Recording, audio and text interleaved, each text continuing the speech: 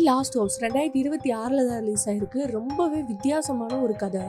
ரொம்ப வருஷமா நீங்க உங்க வீட்டுக்குள்ளே மாட்டிக்கிறீங்க. அந்த கதவை திறக்க முடியல, எதுக்குன்னு தெரியல. ஆனா மழை வரப்பெல்லாம் ஏதோ ஒண்ணு வந்துட்டு போகுது, அதுவும் என்னன்னு தெரியல. ஒண்ணு பசியாலேயே சாகணும், அப்படி இல்லைன்னா நம்ம வாழ்றதுக்கான வழியை தேடணும். எந்த வழியுமே இல்லைன்னா எப்படி இதெல்லாம் நடக்குது அப்படி சொல்லி மண்டையை பிச்சுக்கிற அளவுக்கு மாட்டிக்கிட்டவங்களோட நிலமும் இருக்கும். அந்த மாதிரி ஒரு படத்தை தான் இன்னைக்கு நான் பண்ண வந்திருக்கேன். நீங்க பார்த்துட்டு இருக்கிறது 90 வாய்ஸ் ஓவர்.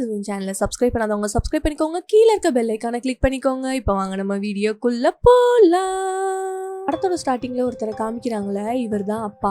அவர் தான் குடும்பத்துக்காக மீன் பிடிச்சிட்டு இருக்காரு. சரி, மழை ரொம்ப அதிகமா வரப்போகுது, நான் வீட்டுக்கு கிளம்புறேன், நாளைக்கு பார்க்கலாம்னு சொல்லிட்டு கிளம்பிட்டாரு. அப்பதான் நமக்கு ஒரு பேக்ரவுண்ட் வாய்ஸ் கேக்குது. இன்னைக்கு தான் மழை ஆரம்பிச்சிச்சு, இன்னைக்கு ஞாயிற்றுக்கிழமை. எல்லாருமே பக்கத்துல தான் இருக்கும், ஆனா தூரமா தெரியும். அந்த மழை எங்க எல்லாரையும் ஒண்ணு சேர்க்க போகுதுன்னு எங்களுக்கு அப்ப தெரியல அப்படின்னு பக்கத்து வீட்டுக்காரவங்க எல்லாரும் அவங்கவுங்க வேலையை செஞ்சுக்கிட்டு இருக்கதை நம்மளுக்கு காட்டுறாங்க. அதுல ஒரு லேடி வாக்கிங் போது, ஒருத்தவங்க போட்டை மூடிட்டு இருக்காங்க. மழை வருதுன்னு சொல்லிட்டு எல்லாரும் வீட்டுக்குள்ள போயிடுறாங்க. அப்புறம் அப்பா உள்ள அம்மாவை எழுப்பி டோனட் வாங்கிட்டு வந்திருக்கேன்னு சொல்றாரு. அப்பதான் பிள்ளைங்க டோனட்டையும் எடுத்துட்டு ஃபிஷ்ஷையும் எடுத்துட்டு சாப்பிடுறாங்க. அவங்க வீட்டுல ஒரு டாகியும் கூட இருக்கு. சாப்பிடும் போது அந்த பிள்ளைங்க ஐபேட்ல ஏதோ பாத்துட்டு இருக்குங்க. பார்த்தா அப்படியே இன்டர்நெட் கட் ஆகுது. இந்த வீட்டுல இன்டர்நெட் கூட ஒழுங்கா வர மாட்டேங்குதுன்னு சொல்லியா அவங்க அம்மா விளையாட்டுக்கு வீட்டை மாத்திரலாம்னு சொல்றாங்க. அப்ப ஆல்ரெடி வீடு ரொம்பவே மோசமான நிலைமையில இருக்கிறதுனால வீட்டுல என்ன பிரச்சனைன்னு சொல்லி யார்ட்டையே கேட்டிருப்பாங்க போல. அந்த சிம்னி தான் வீட்டையே தாங்கிட்டு இருக்கு, இல்லைன்னா எப்பயோ இடிஞ்சு விழுந்துடும் சொல்லிட்டு ரொம்பவே வருத்தப்படுறாங்க. ஆனா ரொம்பவே சந்தோஷமான ஒரு குடும்பமா தான் இவங்க இருக்காங்க. அப்ப அவங்க அம்மா சொல்றாங்க, நீங்க கண்டிப்பா அந்த கிறிஸ்மஸ் ட்ரீ வாங்கி கொடுத்தே ஆகணும்னு சொன்னா பிள்ளைங்களும் அதான் சொல்றாங்க, நீங்க ப்ராமிஸ் பண்ணிருக்கீங்க, சரி எல்லாரும் கிளம்புங்க போகலாம் அப்படின்னு அவரும் சொல்லிட்டாரு. அந்த சின்ன பொண்ணும் சின்ன பையனும் ரொம்பவே சண்டை போட்டுக்கிறாங்க. அப்புறம் கதவு திறந்தா எப்படினாலும் திறக்கவே முடியல. ஒன்னாலதான் மாத்தி சொல்லையும் அப்பா ட்ரை பண்ணி பாக்குறாரு கதவை திறக்கிறதுக்கு. ஆனா அவரால் கூட திறக்க முடியல. சரி, நம்ம பின்னாடி போய் ஏதாவது டோரை திறக்கலாம் திறந்து பார்த்தா அப்பயும் முடியல. அப்புறம் எல்லாரும் ஒவ்வொரு பக்கம் ஓடி போய் ஜன்னல் டோர், வீட்டுல எந்தெந்த டோர் இருக்கோ எல்லாத்தையும் திறக்க ட்ரை பண்றாங்க. ஆனா சுத்தமா எந்த டோருமே ஓப்பனே ஆகல. இது ஏதாவது பிராங்கா இருக்குமான்னு அம்மா சொன்னா, பிராங்க்லாம் இருக்கிறதுக்கு வாய்ப்பு கிடையாது, ஏதோ ஒரு பிரச்சனை இருக்குன்னு பார்த்தா இன்டர்நெட் கனெக்ஷனும் வீட்டுல யாருக்குமே ஒர்க் ஆக மாட்டேங்குது. அப்புறம் சிக்னல் எதுவும் கிடைக்க மாட்டேங்குது. என்ன செய்யறதுன்னே தெரியாம எல்லாரும் பயந்து போய் இருக்காங்க. உடனே அவங்க அப்பா பயந்து போய் என்ன பண்றாங்கன்னா கதவு உடைக்கலான்னு போனா அதுவுமே அவரால் முடியல. அப்புறம் அங்க இருக்கிற டூல்ஸ் எடுத்து கண்ணாடியை போட்டு அடி நடிக்கிறாரு. ஆனா எதுவுமே கிராக் தான் விழுகுதே தவிர இவங்களால வெளியே போக முடியல. அப்படியே அந்த மழை தண்ணியெல்லாம் அப்படியே அந்த கண்ணாடியை சீல் பண்ண ஆரம்பிக்குது. அதே மாதிரி ஒரு ஜன்னலை உடைக்கும் போலதான் தெரியுது. அங்கிட்டு இருந்து எல்லாருமே வீட்டுக்குள்ளதான் மாட்டிருக்காங்க, நம்ம மட்டும் மாட்டிக்கல.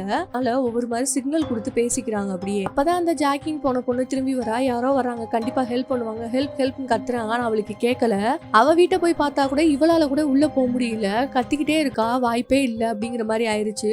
சரி, இவ போய் யாரையாவது கூட்டிட்டு வருவா அப்படின்னு சொல்லிட்டு கொஞ்சம் நம்பிக்கையா எல்லாரும் வீட்டுக்குள்ள போறாங்க. அப்புறம் இருக்கிற ஃபுட் எல்லாம் சாப்பிட்டுட்டு பக்கத்து வீட்டுக்காரங்க என்ன பண்றாங்கன்னு பைனாகுலர்ல பாத்துட்டு இருக்காரு. ஒவ்வொரு பக்கத்து வீட்டுக்காரங்களும் ஒவ்வொரு மாதிரின்னு சொல்லிட்டு அவங்கள பத்தி பேசி ரொம்பவே ஜாலியா பேசிக்கிட்டு இருக்காங்க. அப்பா அங்கிருந்து ஒரு தாத்தா போர்டில் எழுதி காமிக்கிறாரு, ஒருவேளை இது கவர்மெண்ட் வேலையா இருக்குமா அப்படின்னு சொல்லிட்டு. இவங்களும் போர்டில் மறுபடியும் எழுதி காமிக்கிறாங்க, இன்னொருத்தவங்க ஏலியன்ஸா இருக்குமோ அப்படின்னு சொல்லி எல்லாருமே பயந்து போறாங்க. இந்த மாதிரி தான் கம்யூனிகேட் பண்ணிக்கிறாங்க பக்கத்துல இருக்கவங்க எல்லாம். சரி, ஹெல்ப்புக்கு ஆளை கூட்டிட்டு வரைக்கும் வேற வழி இல்லைன்னு சொல்லிட்டு எல்லாரும் உட்காந்து சாப்பிடும்போது நம்ம வீட்டுக்குள்ள இருக்கோம், சேஃபா இருக்கும், எல்லாமே நல்லபடியா போயிட்டு இருக்கு. சில பிள்ளைகளா அப்பா எல்லாத்தையும் பாத்துக்கிறேன்னு சொல்லி தைரியம் ஊட்டுறாரு அவங்களோட குடும்பத்துக்கு. அப்புறம் பொண்ணு தூங்க வச்சுட்டு வர்றாரு. இது எப்படி நடக்குது, நான் குழந்தைங்க முன்னாடி எதுவும் பேசக்கூடாதுதான் பேசலன்னு சொல்லிட்டு இவங்க இப்பதான் ரொம்பவே பயந்து போயிருக்கத ரெண்டு பேரும் பேசிக்கிறாங்க. நீ பயப்படாத, நான் எல்லாத்தையும் பாத்துக்கிறேன் அப்படின்னு சொல்லிட்டு அவர் ஒரு கன் சூட் கேஸ் எடுத்து காமிக்கிறாரு. இந்த கன்னை நீ எப்ப வாங்கின, என்கிட்ட சொல்லவே இல்லையேன்னு சொல்லிட்டு அவங்க வேற கோவப்படுறாங்க. இந்த மாதிரி டைத்துல நம்மளுக்கு இது தேவைப்படும் சொல்லி எடுத்து வச்சுக்கிறாரு. அப்புறம் எல்லாரும் தூங்கினதுக்கு அப்புறம் இவர் நைட் என்ன பண்றாருன்னா ட்ரில்லிங் மிஷினை எடுத்துட்டு போய் கதவுல ட்ரில் பண்ணி பாக்குறாரு. ஆனா அந்த மழை தண்ணியெல்லாம் அந்த ஓட்டை எல்லாத்தையும் மறைக்க ஆரம்பிக்குது. அப்புறம் வீட்டுக்குள்ள போய் ஒரு செவத்தை உடைச்சு இந்த பக்கம் போயிடலான்னு பார்த்தா அதுவுமே அந்த தண்ணியால மூடப்படுது. ஒய்ஃபும் சொல்லி என்னடா அப்படின்னு சொல்லிட்டு பாக்குறாங்க. இவங்களுக்கு ஒண்ணுமே புரிய மாட்டேங்குது. அப்பதான் அந்த அப்பாவுக்கு ஒண்ணு புரிய வருது, நம்மள ஒன்னும் கவர்மெண்ட்டோ இல்ல வேற யாரோ அடைச்சு வைக்கல, இது இயற்கைக்கு அப்பாற்பட்டு ஏதோ ஒரு விஷயம் நடக்குது, கண்டிப்பா இது எங்க போய் முடிய போகுதுன்னே தெரியலையே அப்படின்னு சொல்லி ரொம்பவே வருத்தப்படுறாரு. அப்புறம் குழந்தைங்களுக்கு தெரியாம இருக்கணுங்கிறதுக்காக ஒரு ஃப்ரேமை மாட்டி வச்சுட்டாங்க, கிளம்பிட்டாங்க. சிம்னி பக்கமா பார்த்தா ரொம்பவே கிராக் விழுத்து போய் கிடக்குது சிம்னியே. இதுல இருந்தே தெரியுது இந்த வீடு ரொம்பவே பலவீனமா இருக்கு அப்படின்னு சொல்லிட்டு அவருக்கு எல்லாத்தையும் பார்த்துட்டு இருக்காரு. வேற வழி கிடையாதுன்னு சொல்லி இவரு தூங்க போயிடுறாரு. அப்புறம் விடிஞ்சிச்சுன்னு தெரிஞ்சதுக்கு அப்புறம் தான் அவசரமா அந்த கதவை திறக்க ட்ரை பண்ணா, ஆல்ரெடி நாங்க ட்ரை பண்ணிட்டோம் பிள்ளைங்க ரெண்டு பேரும் சொல்றாங்க. சரி, அப்ப இன்னைக்கும் வெளியே போக முடியாது போல, நம்ம பிள்ளைங்களை என்கேஜிங்கா வச்சுக்கணும்னு சொல்லிட்டு அவங்க பரன் மேல கிடக்குற பழைய டிவிடி பிளேயரையும் பழைய கேசட்டையும் எடுத்துட்டு அவங்கள முடிஞ்ச அளவுக்கு என்கேஜிங்கா வச்சுக்க ட்ரை பண்றாங்க. அதுக்கப்புறம் என்ன பண்றாங்கன்னா, நம்மளோட ரொட்டீன் இந்த மாதிரி தான் இருக்கணும். நம்ம வீட்ல இருக்க எல்லா பொருளையும் வச்சு நம்மளால 3 மாசத்துல இருந்து 2 மாசம் வரைக்கும் கண்டிப்பா தாக்கு பிடிக்க முடியும். அதுக்குள்ள எல்லா பிரச்சனையும் சரியாயிரும். அதனால நம்ம எவ்வளோ சிக்கனமா இருக்க முடியுமோ அவ்வளோ சிக்கனமா இருக்கணும். எவ்வளோ நாளைக்கு தண்ணி இருக்கும்னு தெரியாது, எலக்ட்ரிசிட்டி இருக்கும்னு தெரியாது. அதனால இது எல்லாத்தையுமே நம்ம தங்கம் மாதிரி பார்த்துக்கணும் அப்படின்னு அவங்க அப்பா சொல்லிட்டு இருக்காரு. உண்மையிலே இது ரொம்ப கஷ்டமான விஷயம் தான். சாப்பாடு, தண்ணி இதெல்லாம் வந்து இயற்கை நம்மளுக்கு எவ்வளோ அழகான வரத்தை கொடுத்துருக்குன்னு பார்க்குறீங்கல்ல. அது இல்லைன்னா நம்மளால கண்டிப்பாக சர்வேவே பண்ண முடியாது. அது எல்லாத்தையும் மேனேஜ் பண்ணுறதுக்கு தான் இவங்க வந்து ட்ரை பண்ணிக்கிட்டு இருக்காங்க. யாராவது காப்பாற்ற வர்றதுக்குள்ள பசியால் செத்துறக்கூடாது, கண்டிப்பாக நம்ம சர்வே ஆகணும் அப்படிங்கிறத அந்த ஃபேமிலியோட ஃபர்ஸ்ட் மோட்டிவே. அப்புறம் அந்த நாய் கூட கதவை விட்டு வெளியே போகணும்னு நினைக்குது. ஏன்னா அதுக்கு பாத்ரூம் வருதாமா. நீ ஒன்றும் பரவாயில்ல, நீ எங்கேயாவது போய்க்கோ, நான் க்ளீன் பண்ணிக்கிறேன் அப்படின்னு அவங்க அப்பா சொல்லிட்டு கிளம்பிட்டாரு. பிள்ளைங்க ஸ்கூலுக்கு போலேனாலும் ஸ்கூலுக்கு போகிறேன் எல்லாத்தையுமே படிக்கணும்னா ஆல்ரெடி படிச்சதெல்லாம் திருப்பி படிக்க வைக்கிறாரு. ரொம்பவே போரிங்காக இருக்குப்பான்னு சொல்லி, சரி வாங்க, உங்க அப்பா ஒரு ஃபிஷர்மேன், அது உங்களுக்கு தெரியுமா, இன்னைக்கு உங்களுக்கு நான் மீனை கட் பண்ண சொல்லி தரேன்னு சொல்லிட்டு கிச்சனுக்கு கூட்டு போறாரு. அப்ப சொல்றாரு, என் செல்ல பொண்ணு நமக்காக 3 டாய்ஸை வந்து கிஃப்ட் பண்ணியிருக்கா, இதுல தான் நம்ம நீ கட் பண்ணி பார்க்க போறோம், ஏன்னா நம்ம கிட்ட ஃபிஷ் இல்லை அப்படி சொல்லிட்டு குழந்தைங்களையுமே மென்டலா ஸ்டேபிளா வச்சுக்கிறதுக்கும் ட்ரை பண்றாங்க பேரண்ட்ஸ் 2 பேருமே. அவர் வந்து மீனை எந்தெந்த மாதிரிலாம் கட் பண்ணணும் அப்படிங்கறத பிள்ளைங்களுக்கு சொல்லி கொடுத்துக்கிட்டு இருக்காரு. அவங்க அம்மாவும் அதை பாக்குறாங்க. இப்படியே இவங்க உள்ள அடைஞ்சிருந்தே கிட்டத்தட்ட 1 வாரம் ஆயிருச்சு. இதே மாதிரி எத்தனை பேர் அடைஞ்சிருக்காங்கிறது எனக்கு கண்டிப்பா தெரிஞ்சாகணும்னு சொல்லிட்டு போர்டில் எழுதிக்கிறாங்க. எழுதிருக்கவங்களும் அதையே தான் எக்ஸ்பெக்ட் பண்றாங்க. உங்களுக்கு பக்கத்து வீட்டுல கேளுங்க அப்படின்னு சொல்லி இந்த மாதிரி போர்டில் எழுதி காமிச்சாதான் தெரியுது மொத்த சிட்டியுமே இந்த மாதிரி வீட்டுக்குள்ளதான் எல்லாருமே அடைஞ்சிருக்காங்க அப்படிங்கிறது. அப்புறம் அவங்க அம்மா தக்காளி கட் பண்ணும்போது அந்த விதையை அவங்க அப்பா குப்பைத்தொட்டில போடலான்னு போறாரு. ஆனா இதை இப்படி பண்ணக்கூடாது அப்படின்னு சொல்லிட்டு இவங்க சர்வே ஆகுறதுக்கு ஒரு வேலை எல்லாமே காலியா போயிடுச்சுன்னா என்ன பண்றதுங்கிறதுக்காக இந்த தக்காளி விதையெல்லாம் ஒரு டிஷ்யூ பேப்பர்ல போட்டு இதுல இருந்து நம்மளுக்கு கண்டிப்பா செடி வரும் அப்படின்னு சொல்லி அவங்க நம்புறாங்க. பக்கத்து வீட்டுக்காரங்களுக்கும் அதே லோன்லினஸ் தான். ஆனா போர்டு மூலியமா நீங்க எப்படி இருக்கீங்க, என்ன செய்றீங்க அப்படிங்கறதெல்லாம் கேட்டு தெரிஞ்சுக்கிறாங்க. அந்த சின்ன பொண்ணு ஜன்னல் கிட்ட உட்காந்து டிராயிங் பண்ணிக்கிட்டு இருக்கா. நேரம் அந்த மழை தண்ணியும் அவளோட அந்த பென்சில் அசைவுக்கு அசைற மாதிரி இருக்கு. அதை பார்த்துட்டு இருக்கும் போதே அவங்க அம்மா சொல்றாங்க, இந்த மாதிரிலாம் பண்ணாத அப்படின்ட்டு. பாக்குறா, அதுக்குள்ளே அவங்க அப்பா நல்லா மியூசிக்கை போட்டு டான்ஸ் ஆட ஆரம்பிக்கிறாங்க. ஃபேமிலியோட சேர்ந்து எல்லாரும் ரொம்பவே என்ஜாய் பண்றாங்க. அப்படியே நாட்களும் ஓடிக்கிட்டே போயிட்டே இருக்கு. கிட்டத்தட்ட இப்படியே ஓடி 1 மாசத்துக்கு மேல ஆயிருச்சு. ஃபேமிலியோட நிறைய டைம் ஸ்பெண்ட் பண்ணிட்டாங்க. இனிமே என்ன ஆக போகுதுன்னே அவங்களுக்கு தெரியல. அப்ப இந்த சின்ன பொண்ணு எதையோ ஒன்னு டிராயிங் பண்ணிக்கிட்டு இருக்கு. ஏதோ இந்த ஏலியன் கிரியேச்சர் மாதிரி.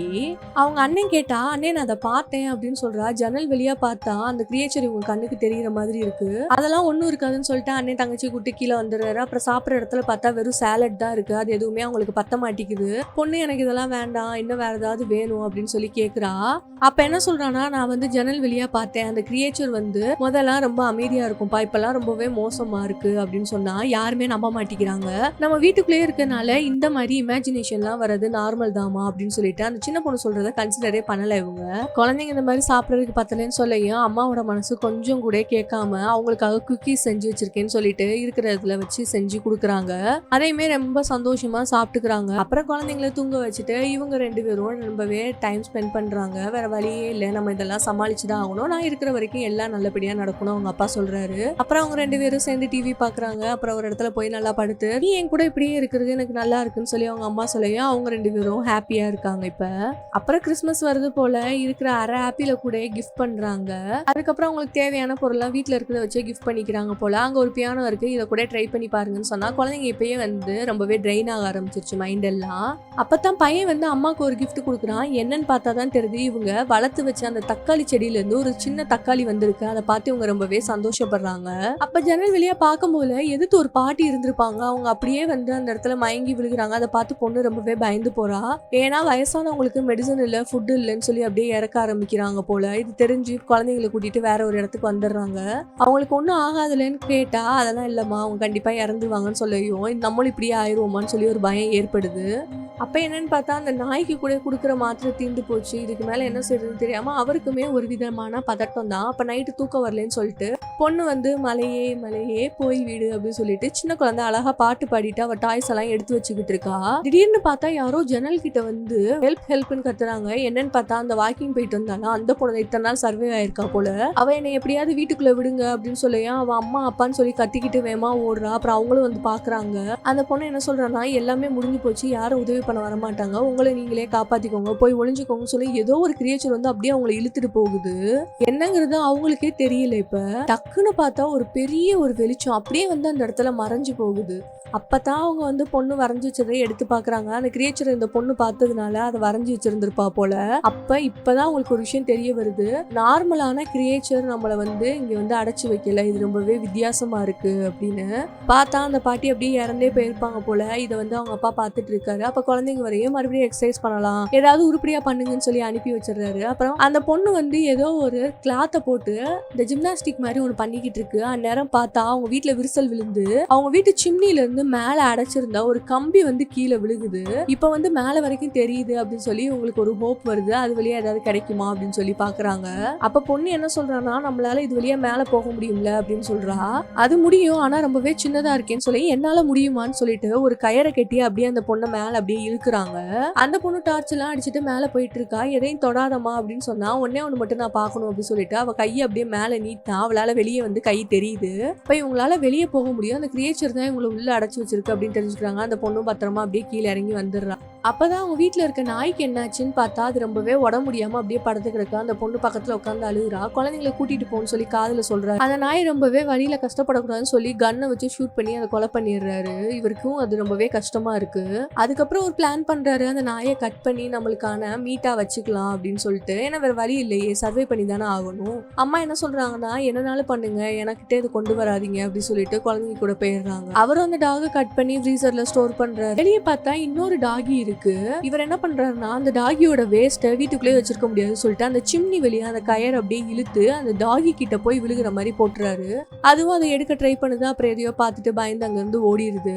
அதுல இருந்து முடிவு பண்றாங்க, மழை பெஞ்சிச்சுன்னா ஜன்னல் எல்லாம் க்ளோஸ் பண்ணணும்னு சொல்லிட்டு மறுபடியும் அந்த மழை வருது, ஜன்னல் எல்லாம் க்ளோஸ் பண்றாங்க.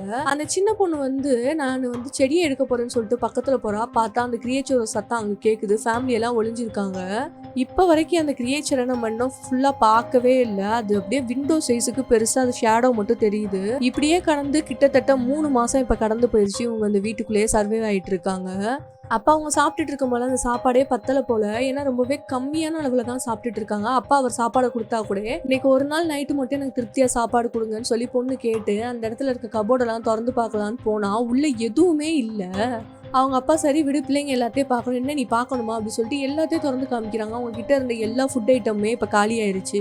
ஏன்னா கிட்டத்தட்ட 3 மாசம் அதுக்குள்ளேயே இருந்திருக்காங்க, இதே தானே சாப்பிட்டு வாழ்ந்துருக்காங்க. அதனால அதை பார்த்துட்டு குழந்தை ரொம்பவே கஷ்டப்பட்டு அங்கிருந்து ஓடி போயிடுறான். அந்த பக்கம் அம்மாவும் ரொம்பவே கஷ்டப்படுறாங்க. நம்ம குழந்தைங்க பசியால நம்ம கண்ணு முன்னாடி சாகுறது ரொம்பவே கஷ்டமான விஷயம்ல அப்படின்னு இவங்க 2 பேரும் பேசிக்கிறாங்க.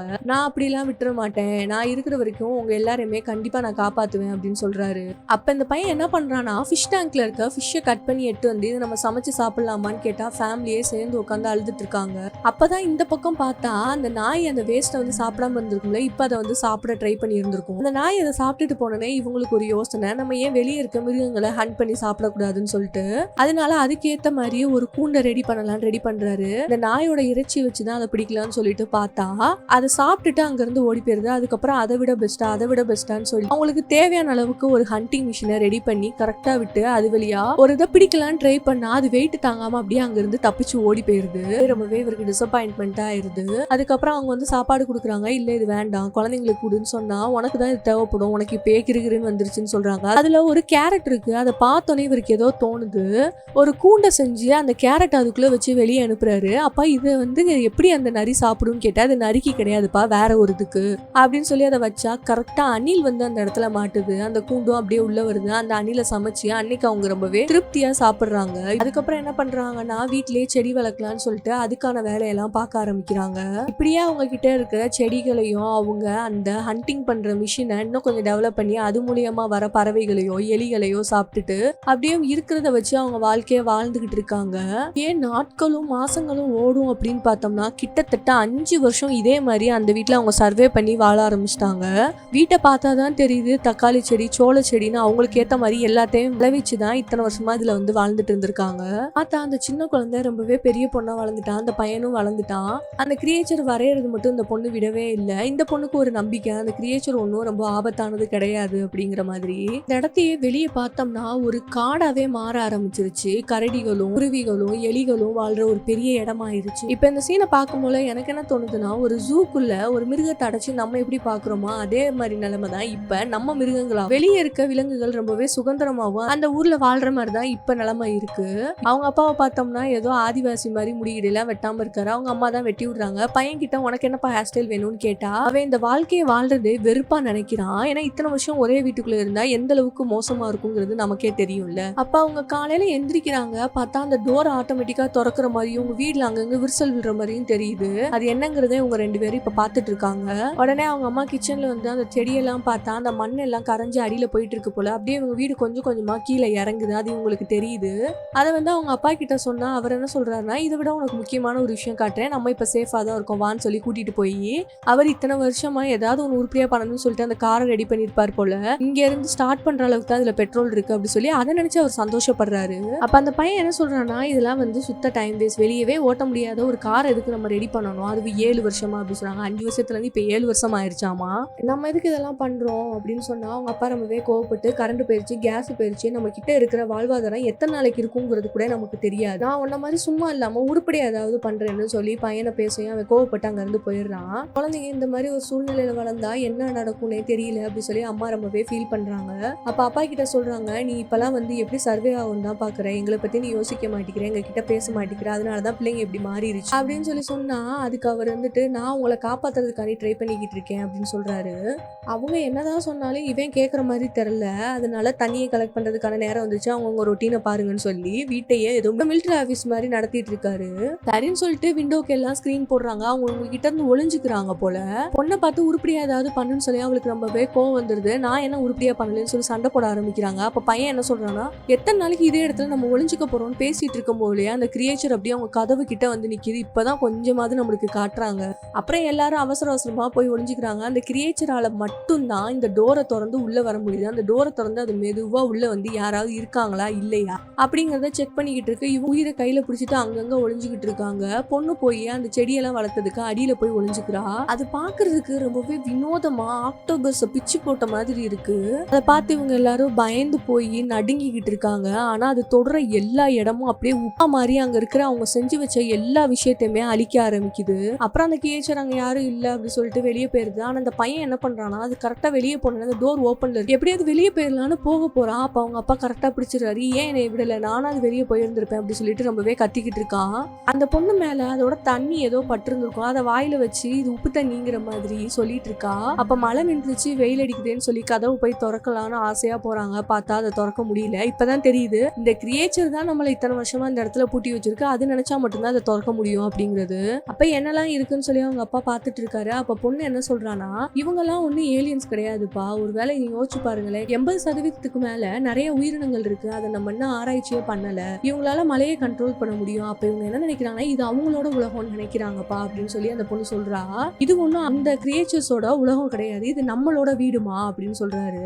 இந்த பக்கம் இவங்க எல்லாமே வந்து உப்பாயிருச்சு, இவங்க கிட்ட இருந்த அந்த தண்ணி அப்புறம் அந்த செடியை பார்த்தா எல்லாம் வந்து காஞ்சி போயிருச்சு.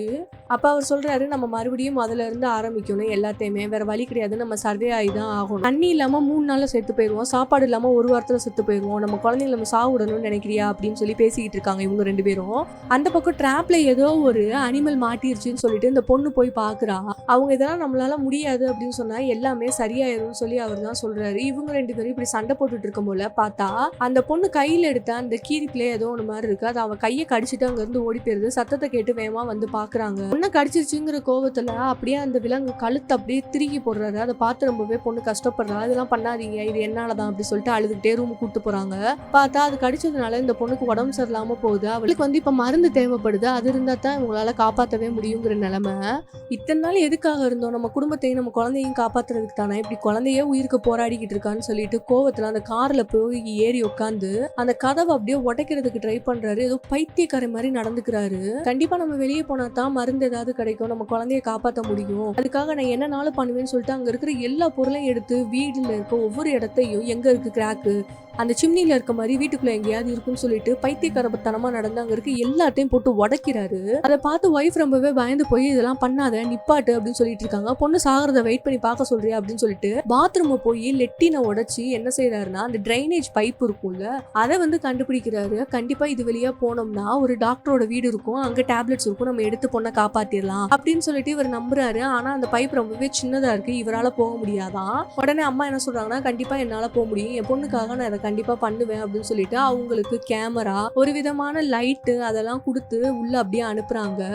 ஒரு ஸ்டேஜுக்கு மேல உள்ள போனோன்னே பார்த்தா ஒரு செவரு எங்கிட்டு போறதுனே தெரியல. அந்த செவரை அப்படியே தட்டிக்கிட்டு இருக்காங்க. இது சிக்னலுமே கட்ட ஆரம்பிக்குது. அவங்க பையனும் என்ன சொல்றாங்கன்னா, வெளியே வந்துருங்கம்மா அப்படின்னு சொன்னா, இல்ல என் பொண்ணை காப்பாத்துறதுக்கு பண்ணுவேன்னு சொல்லி அந்த செவரையுமே அப்படியே உடைச்சு அடுத்து ஒரு வீட்டுக்கு போயிடுறாங்க. திடீர்னு அம்மாவோட சத்தம் கேட்டையும் பையன் வெளியே வந்து பாக்குறான். பார்த்தா அவங்களுக்கு மறுபடியும் சிக்னல் கிடைக்குது. அந்த டாக்டரோட வீட்டுக்கு இவங்க ரீச் ஆயிட்டாங்களாமா. அந்த சமயத்துல பார்த்தா கரெக்டா மழை பெய்ய ஆரம்பிக்குது. மழை பெஞ்சாலே அந்த கிரியேச்சர் வந்துரும்ல. இவங்க சொல்றாங்க வேமா வந்துரு அப்படின்னா மருந்து இல்லாம கண்டிப்பா வரமாட்டேன்னு சொல்றாங்க. அந்த வீட்டுல எல்லா இடமும் தேடி பாக்குறாங்க. கடைசி பார்த்தா அந்த மருந்தும் கிடைச்சிருச்சு. மருந்து எடுத்து ஃபேமிலிட்ட காமிச்சிட்டு இருக்கும் போதே கரெக்டா அந்த கிரியேச்சர் வந்துருச்சு. பயந்து போய் வேமா அப்படியே இறங்கி ஓடி வராங்க. பார்த்தா ஆல்ரெடி இறந்து போனவங்களோட டெட் பாடி எல்லாம் அங்க மறந்துகிட்டு இருக்கு. பயந்து போய் ஆவும் கத்துறாங்க. அந்த ட்ரைனேஜ் பைப்பை பார்த்து கரெக்டாக மேலே வர நேரம் அந்த கிரியேச்சரையும் இப்போ பார்த்துருச்சு. இதுவும் மேலே வர ட்ரை பண்ணுது. அங்கே இருக்க செவத்தை உடச்சி அந்த பைப்போட அப்படியே நுழைவாயில போட்டுறாரு. அது வெளியே வர ட்ரை பண்ணிக்கிட்டு இருக்கு. அதுக்குள்ளே இவங்க வெளியே போய் பாத்ரூம் கதவை லாக் பண்ணி என்ன முடியுமோ பண்ணிட்டாங்க. அப்புறம் எடுத்துட்டு வந்த மருந்தையும் பிள்ளைக்கு கொடுக்குறாங்க. அதுக்குள்ள மழையும் நின்றுது. அப்போ அப்பா என்ன சொல்றாருன்னா, அந்த கிரியேச்சருக்கு நம்ம இருக்கிறது தெரிஞ்சு போச்சு, கண்டிப்பாக நம்மளை தேடி வரும். ஆனால் நம்ம எத்தனை பேர் இருக்கோம்னு தெரியாது. நீங்கள் எல்லாரும் கண்டிப்பாக உயிர் வாழ்வீங்க. குழந்தைகளை கூட்டிட்டு நீ பரனுக்கு போயிரு, நான் பார்த்துக்கிறேன் அப்படின்னு சொல்றாரு.